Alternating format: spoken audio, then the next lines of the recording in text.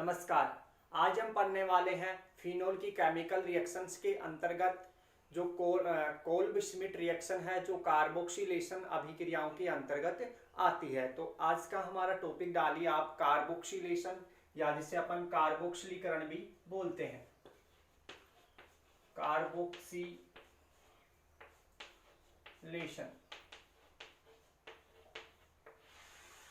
जिसे हिंदी में कार्बोक्सिलीकरण बोलते हैं। इस प्रोसेस के अंतर्गत हम पढ़ने वाले हैं कोल्ब श्मिट अभिक्रिया को।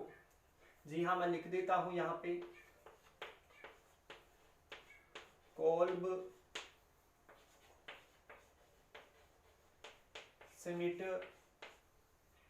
रिएक्शन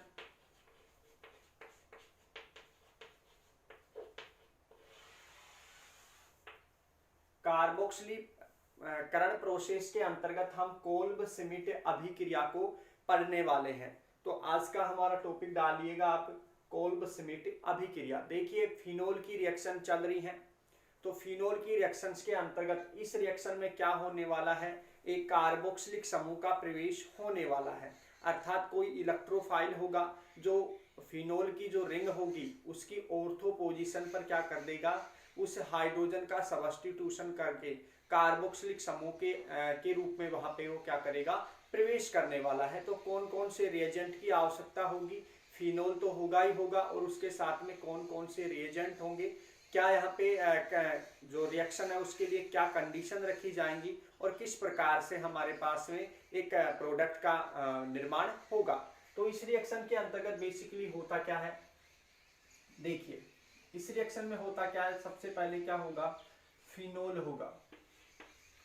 तो फिनोल एक 6 मेंबर्ड रिंग है।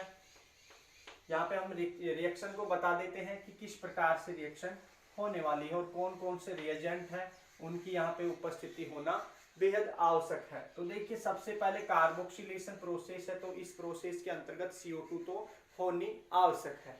तो यहाँ पे देखिए, सबसे पहले क्योंकि डायरेक्ट यहाँ पे फिनोल की अभिक्रिया हम सोडियम हाइड्रोक्साइड से कराकर सबसे पहले हम प्राप्त करते हैं, इस रिएक्शन में सोडियम फिनोक्साइड आयन का निर्माण करते हैं। इसलिए यहाँ पे आवश्यकता होगी सबसे पहले सोडियम हाइड्रोक्साइड NaOH की आवश्यकता। उसके बाद में यहाँ पे यदि मैं बात करूँ तो नंबर सेकंड रिएजेंट के रूप में होगा क्या भाई, CO2 होगा। नंबर थर्ड की बात करूँ तो यहाँ पे प्रोसेस एक अपनाया जाएगा एसिडिफिकेशन, यानी अम्लीकरण। उसके लिए कोई एसिड की आवश्यकता होगी और वो एसिड के रूप में हम यूज करने वाले हैं क्या, HCl को। यहाँ पे लिख देता हूं मैं जो प्रोसेस होगा, एसिडिफिकेशन। और यहाँ पे देखिए जो कंडीशन होगी, देखिए बेहद टेम्परेचर होगा यहाँ पे, तो मोस्टली रूप से 130 डिग्री सेंटीग्रेड से लेकर यहाँ पे 150 डिग्री सेंटीग्रेड की आवश्यकता यहाँ पे होगी। और यहाँ पे लगभग 5 से लेकर 6 एटमॉस्फेरिक जो प्रेशर होता है यानी ATM, इसकी आवश्यकता होती है। तो यहाँ पे क्या होता है, यहाँ से इसकी ऑर्थो पोजीशन पर, यानी कि क्या होगा, ऑर्थो पोजीशन पर एक हाइड्रोजन होगा और वहां पे बने हुए जो इलेक्ट्रोफिलिक स्पीसीज होगी, यहाँ पे CO2 एक वीक इलेक्ट्रोफाइल है, हम सब ये बातें सब जानते हैं। तो यहाँ से इस हाइड्रोजन का सब्स्टिट्यूशन करके यहाँ पे कार्बोक्सिलिक समूह का यहाँ पे क्या हो जाएगा, प्रवेश हो जाता है। और हमारे पास यहाँ पे प्रोडक्ट के रूप में, देखिए सारी बातें हम मैकेनिज्म में समझेंगे वापस से क्या क्या प्रोसेस होगा। यहाँ पे हम केवल रिएक्शन को समझा रहे हैं, तो यहाँ पे आप रिएक्शन लिखेंगे। तो यहाँ पे जो प्रोडक्ट का निर्माण होने वाला है, प्रोडक्ट के निर्माण के अंतर्गत यहाँ पे देखिए, यहाँ पे जो कार्बोक्सिलिक समूह है इसका क्या हो जाता है, प्रवेश हो जाता है इस रिंग में, और इसका नाम होता है क्या, जिसे हम जानते हैं सैलिसिलिक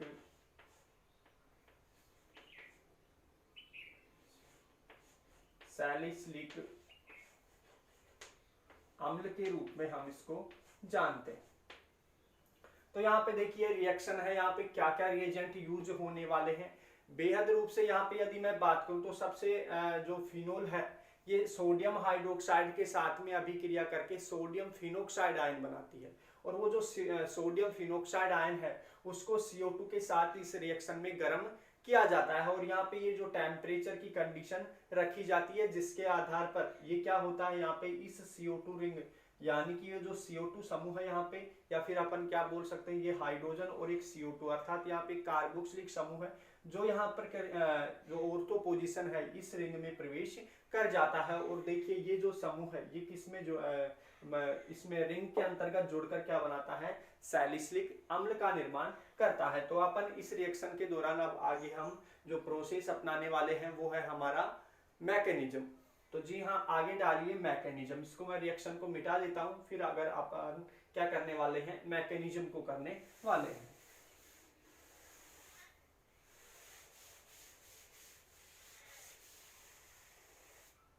देखिए सबसे पहले हमें करना क्या है, मैकेनिज्म के अंतर्गत सबसे पहले हमें बनाना होगा सोडियम फिनोक्साइड आयन का, यानी कि हमारा जो रिएजेंट है वो होगा यहाँ पे NaOH, अर्थात यहाँ पे सोडियम हाइड्रोक्साइड की अभिक्रिया करवाई जाएगी। तो ये हमारा क्या हो जाता है, फिनोल हो जाता है। तो इस फिनोल की अभिक्रिया, इस फिनोल की अभिक्रिया करवाई जाती है किसके साथ में, सोडियम हाइड्रोक्साइड के साथ। यदि यहाँ पे मैं सोडियम हाइड्रोक्साइड के साथ में अभिक्रिया करवाता हूँ तो आप इसको स्टेप फर्स्ट भी दे सकते हैं कि किस प्रकार से सोडियम फिनोक्साइड आयन का हम निर्माण कर सकते हैं। तो देखिए यहाँ पे सोडियम हाइड्रोक्साइड आयन है जो इस प्रकार से विभाजित हो जाएगा Na+ में और OH- में। ये OH- है जो यहाँ से इस हाइड्रोजन को बाहर निकाल देगा, इस प्रकार से ये यहाँ से निकाल देगा। ये स्वयं किसके रूप में बाहर निकल जाता है, H2O के रूप में। यहाँ पे नोट करते रहिएगा साथ साथ। तो इस प्रकार से H2O के, और ये बॉन्ड के इलेक्ट्रॉन किधर हो जाएंगे भाई, ऑक्सीजन की तरफ। तो देखिए इन पॉइंटों को किस प्रकार से हमने यहाँ पे जो OH समूह यहाँ से हाइड्रोजन निकाल लेगा। यहाँ पे देखिए फिर ये Na+ है, यहाँ पे ऑक्सीजन के ऊपर नेगेटिव चार्ज आ जाएगा तो यहाँ पे क्या बना लेगा, ये सोडियम फिनोक्साइड आयन बना लेता है। तो यहाँ पे देखिए ये ऑक्सीजन है, यहाँ पे नेगेटिव चार्ज आ गया और ये जो सोडियम प्लस आयन है ये इसके साथ में जुड़ जाता है। इस प्रकार से इसका जो नाम होता है वो होता है क्या भाई, सोडियम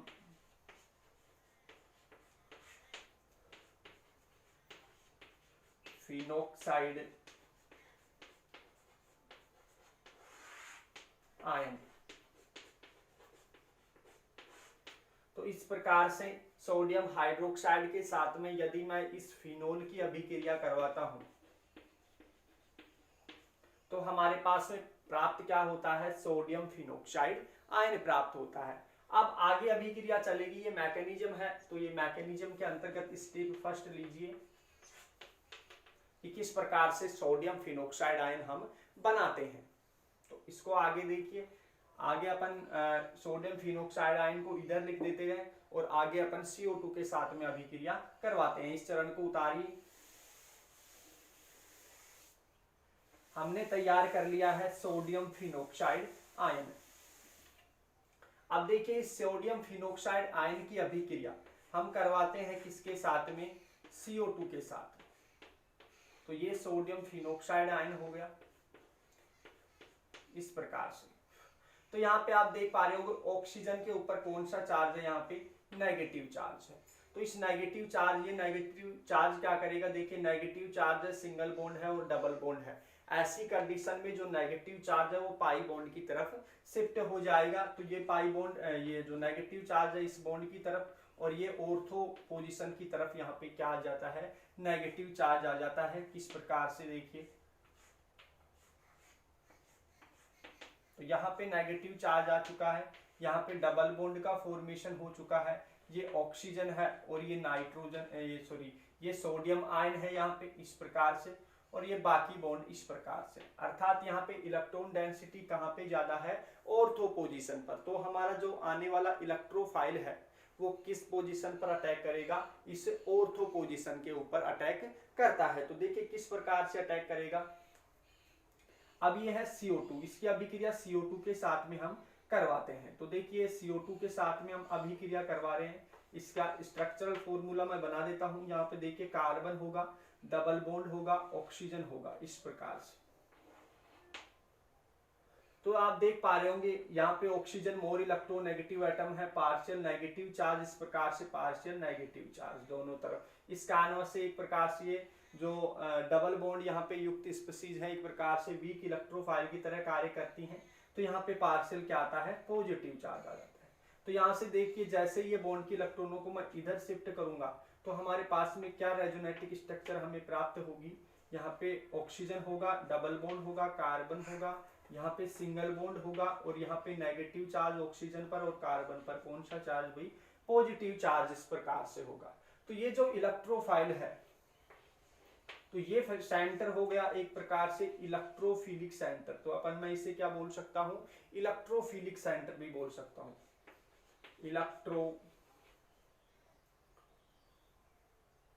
या अपन इसे इलेक्ट्रोफिलिक सेंटर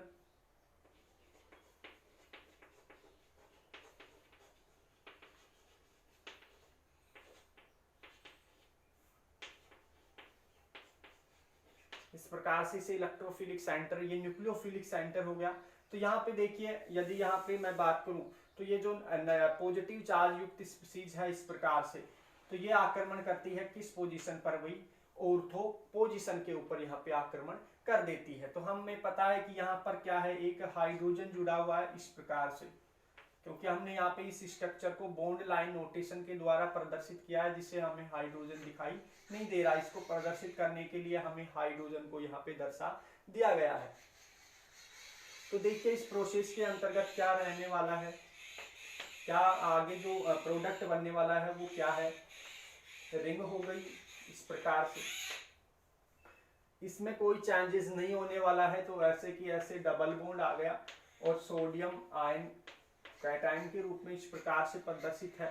यहाँ पे ये हाइड्रोजन है और यहाँ पे देखिए यहाँ पे क्या जुड़ गया है भाई, यहाँ पे ये CO2 समूह यहाँ पे जुड़ गया है इस प्रकार से, ये कार्बन हो गया है, एक तरफ डबल बॉन्ड है और एक तरफ क्या है, सिंगल बॉन्ड के ऊपर क्या है, नेगेटिव चार्ज इस प्रकार से। बाकी बॉन्ड सेम उसी प्रकार से होंगे। यहाँ पे आगे देखिए किस प्रकार से अभिक्रिया होगी। तो हमें पता है यहाँ से देखिए हाइड्रोजन को हमें बाहर निकालना होगा क्योंकि ये वापस से एरोमेटिसिटी प्राप्त करेगा ये रिंग। तो देखिए जैसे हम इस हाइड्रोजन को बाहर निकालते हैं तो बॉन्ड की इलेक्ट्रॉनों को हमें इधर मूव कराना होगा और बाकी जो इस बॉन्ड के इलेक्ट्रॉन है वो किधर जाएंगे भाई, ऑक्सीजन की तरफ जाएंगे। तो देखिए यहाँ पे क्या होगा, ये हाइड्रोजन है जो H+ के रूप में बाहर निकलेगा। तो H+ के रूप में यहाँ पे जैसे ये बाहर निकलता है तो यहाँ पे दो कंडीशन इसको मिलती है, क्योंकि यहाँ भी अब क्या आ जाता है, नेगेटिव चार्ज आ जाता है इस प्रकार से। तो देखिए इसके पास, इस हाइड्रोजन के पास में दो कंडीशन है जुड़ने के लिए, या तो इस फिनोक्साइड आयन के ऑक्सीजन आयन से जुड़े या फिर इस एसीटेट आयन के एक प्रकार से यहाँ पे इस ऑक्सीजन पर जुड़े। यहाँ पे मैं लिख देता हूं, इसे 1 नंबर ऑक्सीजन दे देता हूं समझाने के लिए और इसे 2 नंबर ऑक्सीजन दे देता हूं। तो इस हाइड्रोजन के पास में कंडीशन है कि इस हाइड्रोजन को या तो फिर मैं एक ऑक्सीजन के पास में जुड़ूं या फिर इस वाले ऑक्सीजन के पास में जुड़ूं। तो अब ये कौन से वाले ऑक्सीजन के साथ में ये हाइड्रोजन अटैच्ड होगा तो इसकी बात हम आगे करेंगे। तो यहां तक आप इस मैकेनिज्म को उतारिए। तो यहां तक आपको बातें समझ में आ चुकी होंगी। हमने प्रत्येक बात को एक एक बिल्कुल ध्यान से और बिल्कुल बारीकी से समझाया है यहाँ पे किस प्रकार से अटैक होगा। अब देखिए ये जो वाला हाइड्रोजन है इसके पास में दो कंडीशन है, या तो इस ऑक्सीजन से जुड़े या फिर फर्स्ट नंबर वाले ऑक्सीजन से जुड़े। तो किस प्रकार से हम निर्धारण करेंगे कि यह वाला जो हाइड्रोजन है वो किस प्रकार से अटैच्ड हो सकता है और कौन सी वाली ऑक्सीजन पर ये जुड़ सकता है। तो वापस से मैं इस रिएक्शन को आगे बनाता हूं।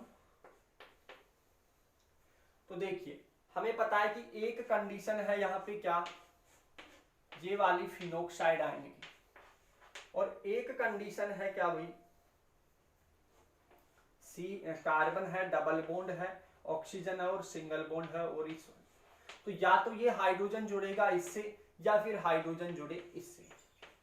तो यहाँ पे किस कंडीशन में किस प्रकार से जुड़ेगा उसका निर्धारण हम यहाँ पे कर लेते हैं। तो हमें पता है कि हम एसिड बेस के आधार पे करेंगे। यहाँ पे यदि मैं बात करूं एसिड, एसिड क्या होंगे, जो H+ का क्या करेंगे भाई, दान करेंगे। तो हमें एसिड तो देखना ही नहीं है। यदि एसिड की बात करूं तो देखिए यहाँ पे या तो H+ दान करने की प्रवृत्ति जिसकी ज्यादा होगी वो क्या होगा, प्रबल क्या होगा भाई, यानी कि उसकी एसिडिक स्ट्रेंथ जिसकी ज्यादा होगी वो स्ट्रॉन्ग एसिड होगा। जिसकी H+ दान करने की प्रवृत्ति कम होगी उसकी क्या होगी भाई, अम्लीयता कम होगी। तो यहाँ पे यदि मैं बात करूं तो इस वाले और इस जो एसीटेट आयन है उसकी, तो इन दोनों के अंतर्गत यहाँ पे देखिए, तो यहाँ भी रेजोनेंस पॉसिबल है और यहाँ भी रेजोनेंस पॉसिबल है। तो हम अनुनाद के आधार पे इन ऋणायनिक स्पीशीज के स्थायित्व के आधार पे हम एसिडिटी या जो अम्लीयता है वो निर्धारित हम कर सकते हैं। किस प्रकार से, यदि इसकी रेजोनेटिक स्ट्रक्चर फिनोक्साइड आयन की यदि मैं बनाऊंगा तो 5 रेजोनेटिक स्ट्रक्चर यहाँ पे बनती है, जबकि यहाँ पे केवल 2 ही रेजोनेटिक स्ट्रक्चर बनती है। तो हमें पता है कि जिसकी रेजोनेटिक स्ट्रक्चर ज्यादा होती है वो क्या होता है, स्ट्रॉन्ग एसिड होता है, यानी जिस ऋणायनिक स्पीशीज का स्थायित्व ज्यादा होगा वो उतना ही स्ट्रॉन्ग एसिड होगा। लेकिन यहाँ पे ऐसी कंडीशन नहीं लगने वाली। क्यों नहीं लगने वाली, क्योंकि यहाँ पे जो भी रेजोनेटिक स्ट्रक्चर बनने वाली है वो दोनों की दोनों बैलेंस रेजोनेटिक स्ट्रक्चर बनने वाली है। यहाँ पे यदि मैं बात करूँ इसकी रेजोनेटिक स्ट्रक्चर, ये बॉन्ड इधर शिफ्ट हो और ये बॉन्ड इधर शिफ्ट हो, तो देखिए ये वाली जो रेजोनेटिक स्ट्रक्चर्स है एक प्रकार से तुल्य प्रकार की रेजोनेटिक स्ट्रक्चर है। तो जिनकी तुल्य रेजोनेटिक स्ट्रक्चर होती है, या जिसे मैं क्या बोलता हूँ, तुल्य रेजोनेटिक स्ट्रक्चर्स, ये ज्यादा स्टेबल होती हैं बजाय अतुल्य प्रकार की रेजोनेटिक स्ट्रक्चर्स के। तो अपन यहाँ पे देखिए, तो हम यहाँ पे इन दोनों की बात करें तो सर्वाधिक स्थायित्व किसका हो गया, इसे एसीटेट आयन क्या हो गया है भी, ये क्या है, एक प्रकार से प्रबल अम्ल हो गया है। किसकी तुलना में, इस फिनोक्साइड आयन की तुलना में मोर स्टेबल हो गया। तो यहाँ पे मोर जो स्टेबल होगा वो क्या है, एक प्रकार से स्ट्रॉन्ग एसिड हो गया। तो इसकी तुलना में ये क्या हो गया भाई, वीक एसिड हो गया। अब सुनिए इसका जस्ट रिवर्स, यदि ये वीक एसिड है तो स्ट्रॉन्ग क्या होगा, ये स्ट्रॉन्ग क्या होगा भाई, ये बेस होगा। बेस मतलब जो H+ को क्या करे भाई, ग्रहण करे। और यहाँ पे देखिए ये क्या हो गया, ये क्या हो गया, वीक बेस हो गया। तो वेरी इंपॉर्टेंट बात क्या है कि किस प्रकार से कौन हाइड्रोजन को अपनी तरफ आकर्षित करेगा या कौन H+ को आसानी से ग्रहण करेगा, कौन भाई, फिनोक्साइड आयन। क्योंकि ये क्या है, एक प्रकार से वीक एसिड है। यदि वीक एसिड है तो ये क्या है भाई, स्ट्रॉन्ग बेस हो गया। तो बेस क्या होते हैं, जो H+ को क्या करते हैं, ग्रहण करते हैं। तो ये वाला कॉन्सेप्ट आपको क्लियर हुआ होगा, इसको साइड में कॉपी में आप इसको नोट कर लीजिएगा। तो इस रिएक्शन को अपन आगे बढ़ाते हैं। अब हमें पता चल चुका है कि कौन सा आयन है जो H+ को ग्रहण करेगा, ये वाला, यानी कि 2 नंबर ऑक्सीजन क्या करने वाला है, इस 1 नंबर ऑक्सीजन की तुलना में H+ को ग्रहण करने वाला है। तो इस रिएक्शन को आगे बढ़ाते हैं।